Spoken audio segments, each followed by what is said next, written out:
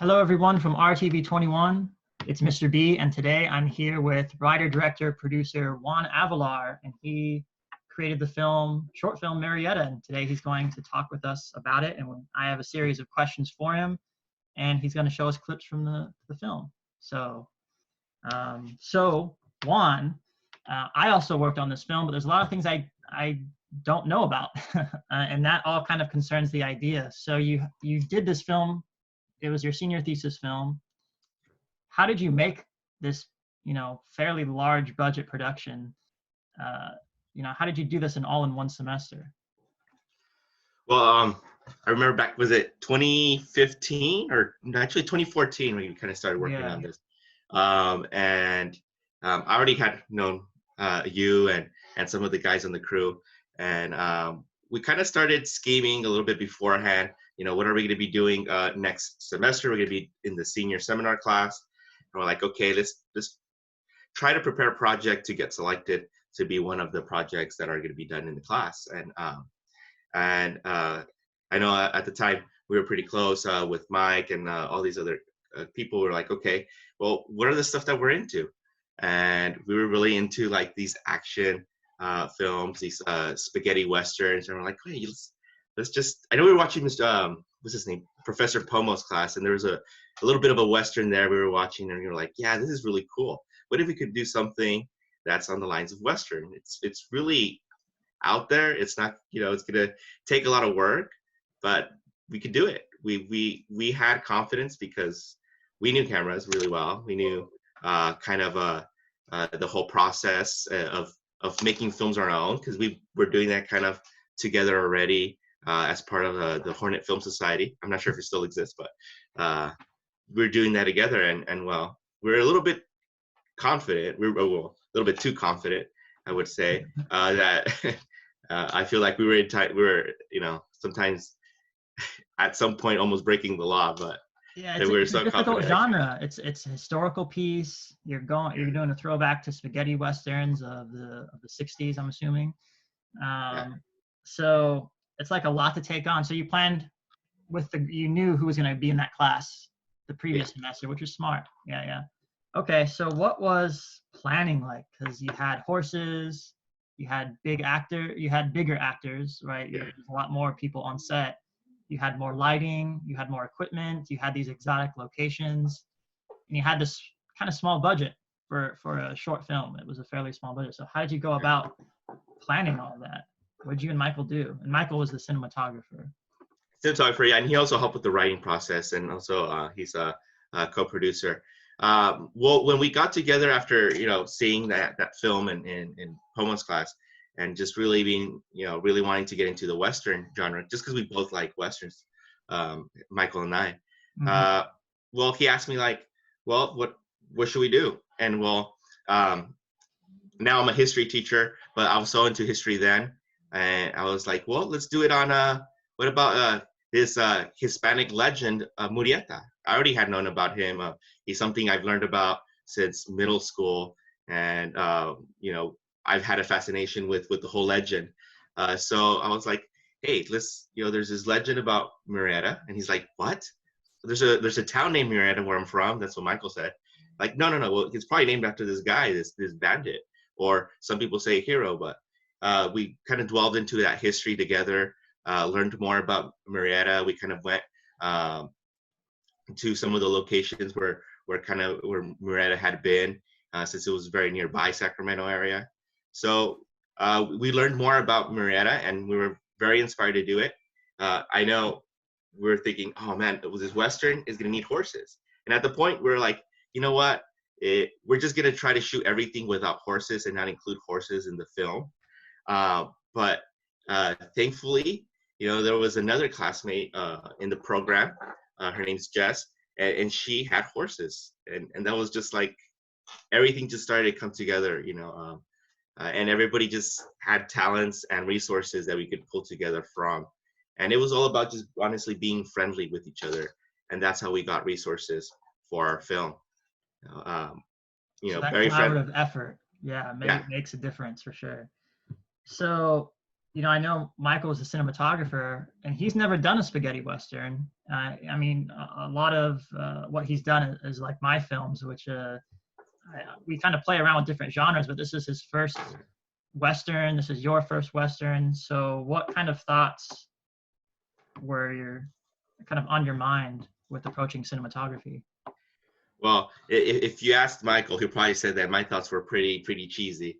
But so yeah, I really enjoyed westerns that I wanted to copy them basically. But Michael, knowing what like, no, Juan, that's cheesy, kind of being my devil's advocate. We would struggle. Oh, he was one of my challenges as well. I'll kind of go to that point too. Like, Michael was a little bit of a challenge to work with, but at the end, all those compromises that we had ended up resulting in a better film. So reflecting, that process of him questioning only led to better things. And so, what was the question again, Paul? I think We'll make sure I address it. Just like the overall look of the film, like kind of like you said, it does. It's inspired by spaghetti western like compositions. Like you have those extreme close-ups, you have those fast zooms. Yeah. And I think ideas behind that, it was just hard because you both like that genre so much, but you wanted to do it justice. But you also wanted to do something new with it as well. Yeah. So the action sequences were pretty big. I mean, there's like 8 people on set with like this whole gunfight. Yeah. There's a lot going on, and I don't know whose decision it was, but I think a lot of what helps those action sequences was the camera movement and the compositions. Yeah. So one of the things is, since Michael was kind of a part of the process in the writing, he also kind of had an idea of how the camera movements we should do. So we even wrote camera movements into the script to make sure that we would basically script out how a spaghetti western looked in the film. So make sure that we had, okay, this is where we want to make sure that we emphasize the camera movements so that it feels like a spaghetti western. We did kind of go back to and we exaggerated a bit because we kind of are both. We both like, Quentin Tarantino, Robert Rodriguez. I know I get more teased for liking Robert Rodriguez, but he's the whole idea. The reason I like Robert Rodriguez was because he kind of goes back to being that rebel with the camera, just filming with one camera, and he making these feature films, and having that spirit in like both of us who were producing it, and I think a lot of the people that were working with us kind of, had that spirit too, where they know that we could do so much with so little. I mean, we were kind of making this film in the time that, DSLRs were starting to be used for film, but they weren't really the norm. And so we thought we could do anything, right? You're using a new camera that nobody in the class has ever used, the FS 100, right? Nobody has ever used that in the program until you guys did it with this movie. Because you guys were saying I should use it, and when I was doing my senior film, and I was like, no, man, that's a risk. I don't know how to use it. I'm afraid. And you guys did it, and then it looks like really good. Obviously, the result is amazing. So what kind of is the mind-boggling thing about this film is you're shooting one camera. I know a lot of it is natural lighting, and you're moving so fast because when you watch the film, there's so much great coverage. It draws you so in. Like you wouldn't even think it was one camera. You wouldn't think it was a small budget. So let's go to the film, actually. Let's kind of go through some of the clips and talk about them. Yeah, let me go ahead and cast the screen here.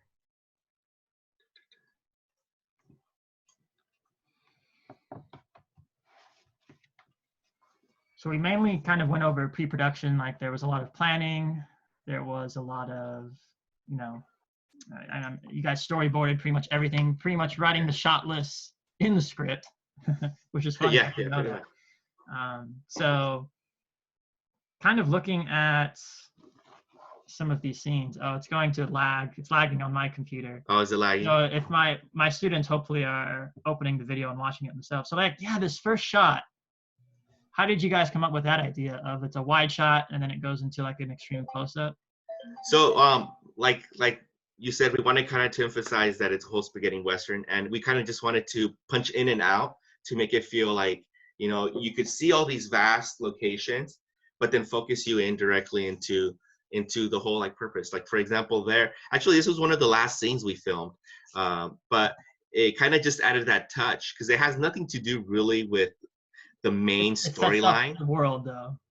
Yeah, but it sets up the world. And it works. Exactly. Yeah. And so we felt that a lot of great films, or a lot of films that are very like professional, do that. Have some kind of scene that's not necessarily connected to the main story characters or the main characters, but it sets up that world. So it felt like the production was a lot bigger by having a story within the story. Okay. And the subtitles are necessary for festivals, right? Is that why you added the subtitles later? Yes, there is, because there is some Spanish here, just so that we could keep the authenticity that these characters are Hispanic. Mm-hmm. I think the consistency with like the overcast like really helped a lot of scenes as well. So we had a longer time to shoot to some extent. I remember that was it very being helpful. cold. I was holding the boom mic and I felt like I was frozen. And even some of these, like, because this is a reshoot, I remember climbing a mountain to do this with everyone, right. carrying all this equipment up and down a mountain at night and stuff. But even the reshoots fit with the story. Like I didn't know how they were going to fit when we were doing them, and they do. Like cutting back and forth, cross cutting, and then making this sequence even is like really interesting with how he like blows out the candle at the end of the scene and they're attacked, and the lighting here. So how do you guys do the moonlight? Oh, okay. So the moonlight was one of the hardest things because we didn't really try the light equipment until that day, because we had found this place, but we didn't have the equipment because it was so difficult to kind of take all the equipment, rent it out from our the place where we rent out our equipment. So we were kind of hoping all on this day, and we kind of had an idea that we were gonna have it lit from from really high, but we didn't know. We had this long, tall stand, but it kind of I think it broke. So we're like, okay, well, what are we gonna do now? And so I think what we did was we kind of tied it around a rope and we pulled it up really high to kind of give this moonlight look. But it was this scene here probably used the most expensive piece of equipment, which was that light. Yeah, I remember hoisting that light into a tree with like a large rope. Yeah, which is probably very unsafe to do, and we still did it, and it looks good. It's pretty good for moonlight. And I remember we had more lights. We had more lights that we were going to use. We were going to put them all around the cabin to light up the scene. And I think the bulbs just weren't working anymore. So the bulbs. Oh, that's right. Yeah. And we only had this one light. I think honestly, looking back, if we would have used all those lights, that scene would have looked so artificial. But because we used one light, it stayed true to how nature works with, having one moonlight. Mm-hmm. So it actually looks very realistic because we kind of stick to that. Yeah. To how the real world works. Cool. I like the montage here. Lots of action with the camera movement, and I actually like the introduction of the antagonist. Well, second introduction, I should say. We already saw him earlier. So the audience knows who the killer is, but Murrieta doesn't. And I think what's fun is we get to see how that changes, how that affects the story. Yeah, I remember this. That was a reshoot. I think all this whole scene was a reshoot. Yeah.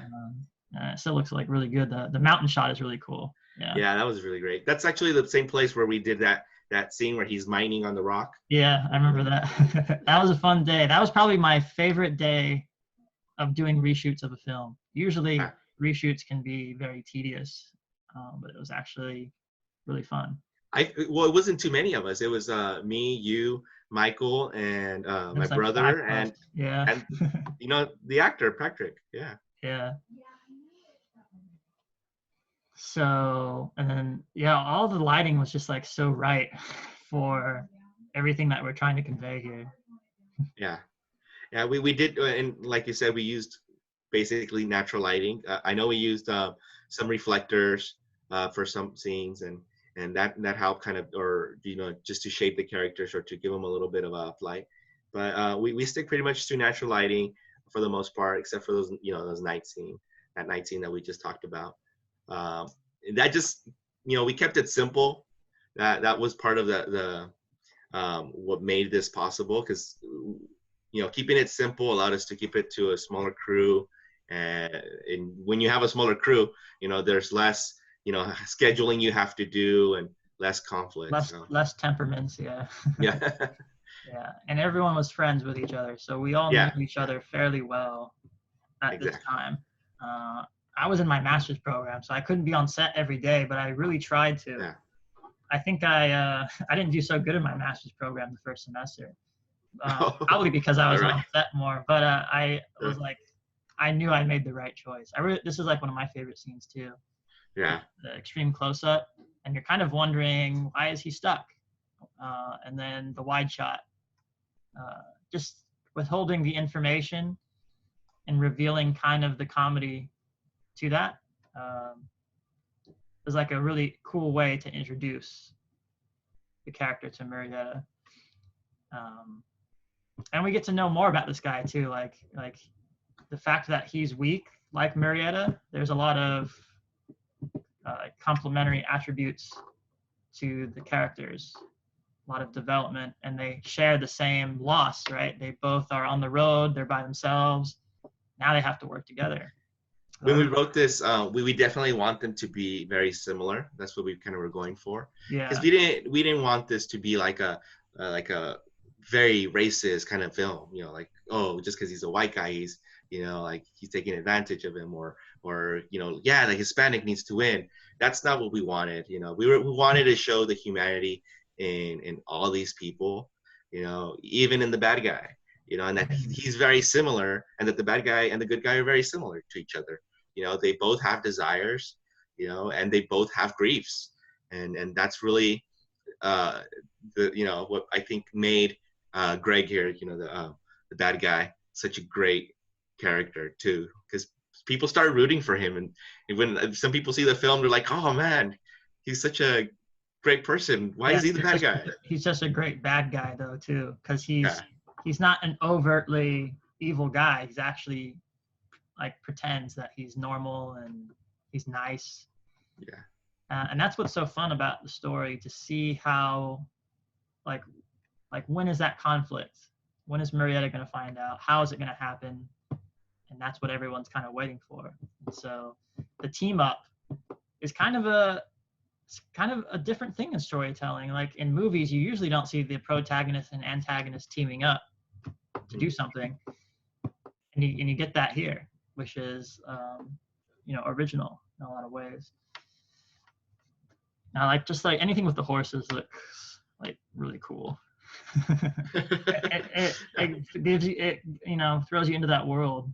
Yeah, definitely, and thanks to Jess, she provided the horses. Her mom would brought them over, transported them over to our locations. We definitely try to keep it to a minimum of using the horses. So whenever we had the horses on scene, we would try to get as many shots as we could that we could involve into the film.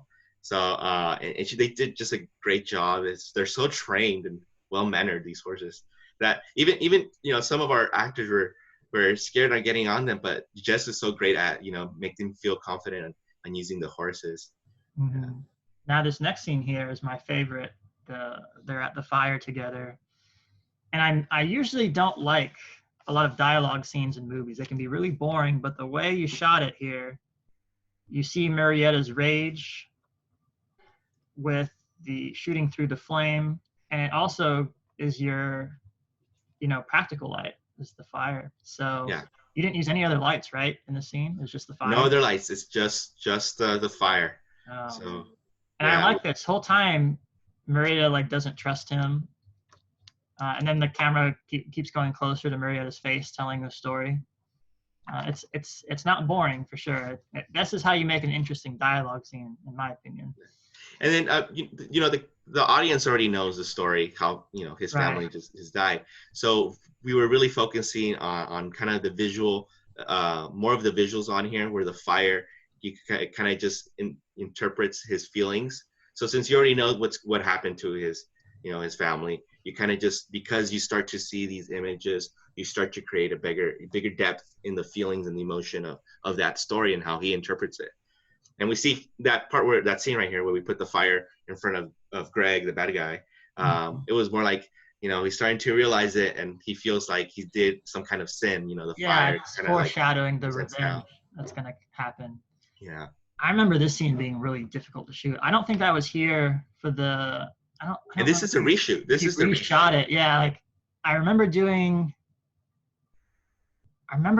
being there for like the first half, maybe. But I don't know.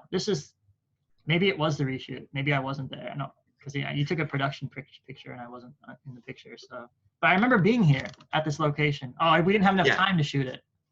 Yeah, we didn't have enough time to shoot it, and then so we had to redo it.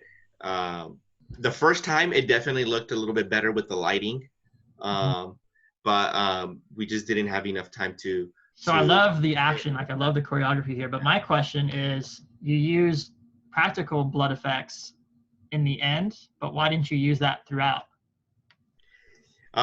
Throughout, we just wanted to kind of give it a little bit of a touch of kind of a nod to like Robert Rodriguez and early Quentin Tarantino, where it's a little like fake.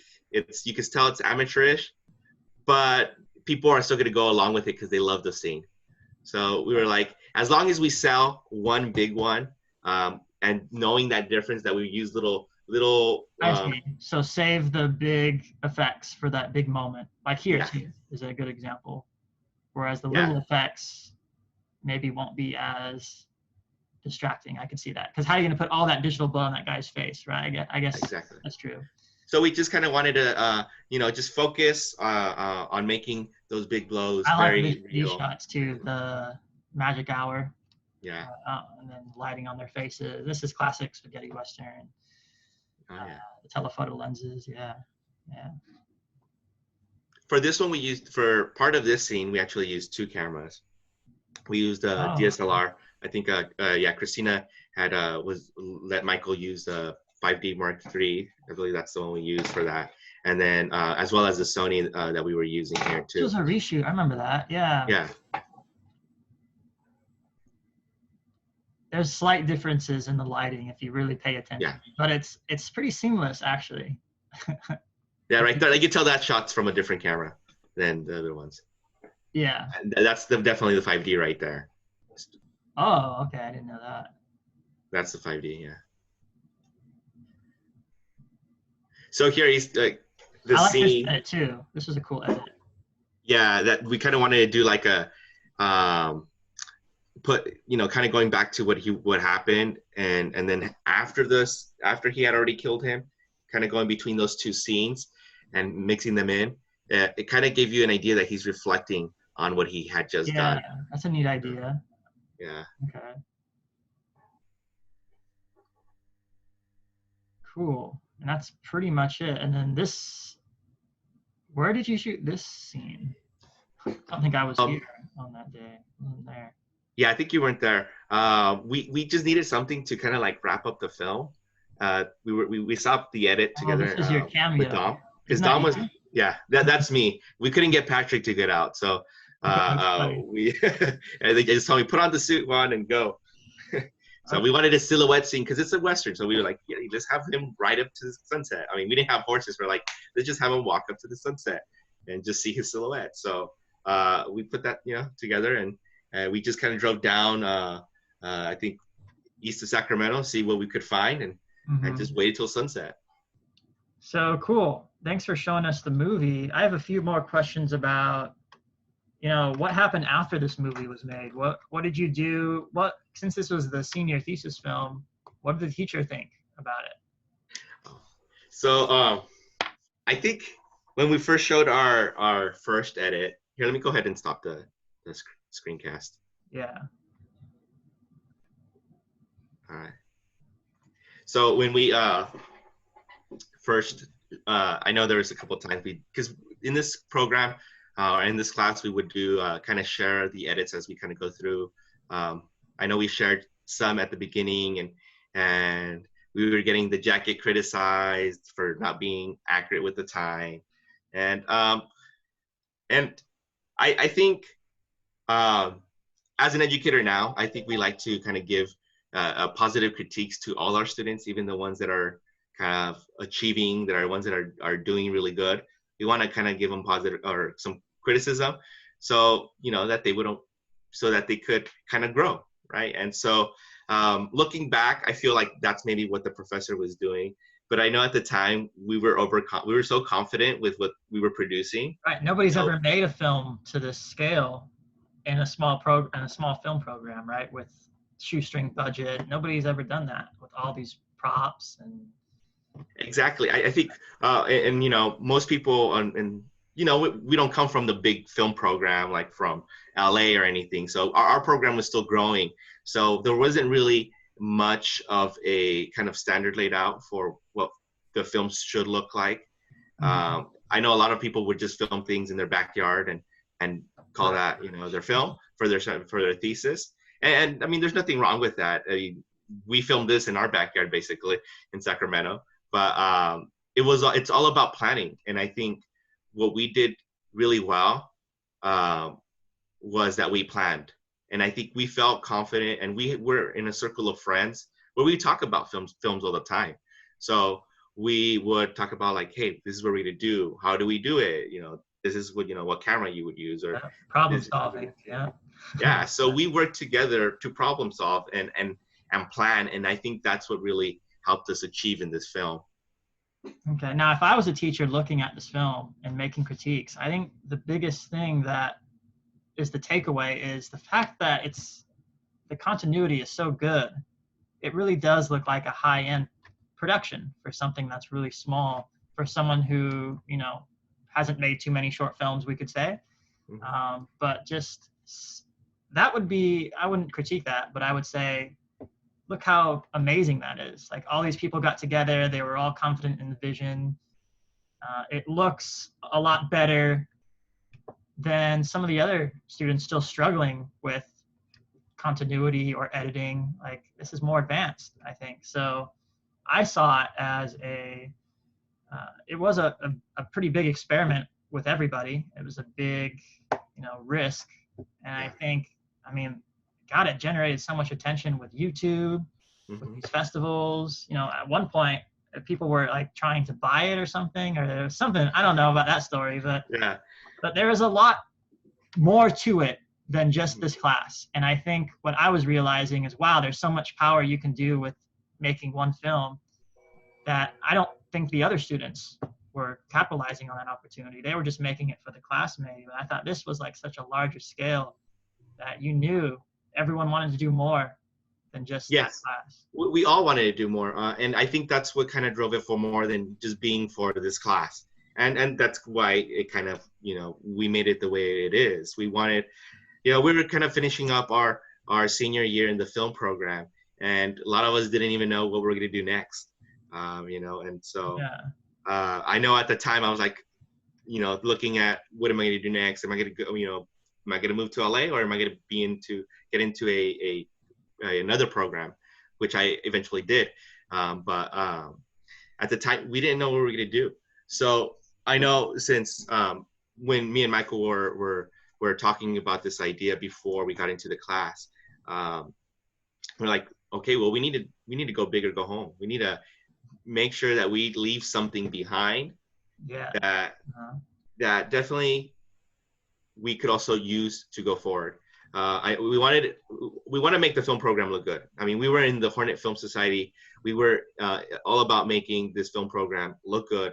And one other thing too is we wanted to make sure that we were going to leave an example, and that we were going to actually try to achieve something. And so, that was our idea. Let's go big or go home, and get into some film festivals. We definitely did. We got to, we won a film festival in Sacramento, one in Spain that was focused on spaghetti westerns.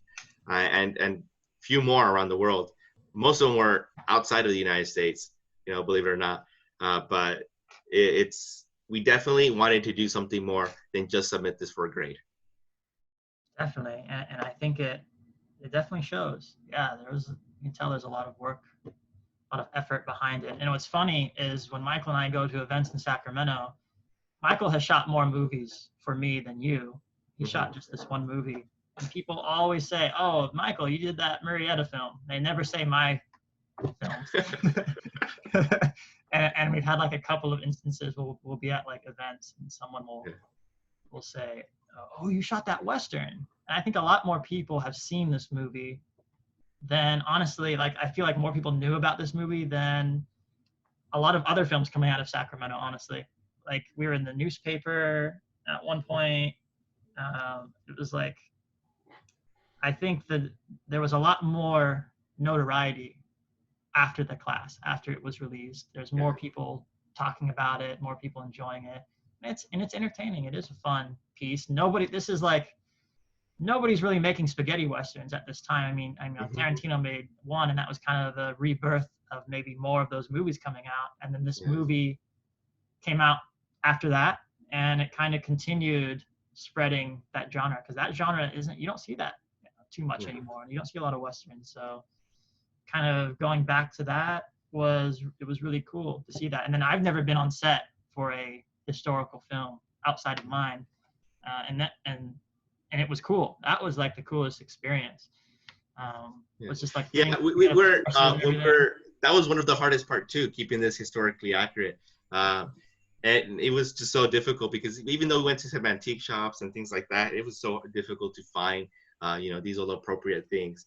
But I mean, we didn't really want to be so hard on ourselves on being exactly accurate to a certain time, a certain year. I mean, we're just like, oh, this is an era, this is the gold mining era, and we're gonna stay true to that in a sense. I know the jacket's a big deal because it was, maybe from the late 80s, but like, who's gonna pay attention to how exactly a jacket looked like? It looks like it could be from that time. It just maybe looks it didn't cool. have the zipper, right? It looks cool. Yeah. And if that helps build that character, then awesome, I think. Yeah, so I mean, we weren't gonna have a V6 Ford running into the scene, instead of a horse, but I mean, we wanted to kind of just give a general idea of that era, and this is a legend. Murrieta is a legend that many people know the story in different ways, so it kind of left it open to tell the story in whichever way we could with our resources or however we felt creatively. All right, so last question. Will you ever make a Western again? Will you ever make this genre again? Oh, is that you trying to find out, Paul? I want to know if you're going to make more films about this genre. Yeah, I know it's been a while. I think if I make another film, it probably will be a Western. It will be a Western. And it kind of would be in the world of Murrieta. It wouldn't be Murrieta 2. There's other legends, other stories about other heroes during that time, or other bandits, if you want to see them that way. And I think I would want to include them into this universe. And I think the benefit of you knowing history helps like create these period films, like you knowing about it, you teaching it. And so awesome. Well, thanks for talking to myself and the class today, and everyone's going to watch it and they're going to respond with, I'm sure they're going to have questions about it. And so we'll maybe make a follow-up video of you answering those questions. Yeah, definitely. Cool. All right. Well, I'm going to stop the recording. Thanks for being here. Take care.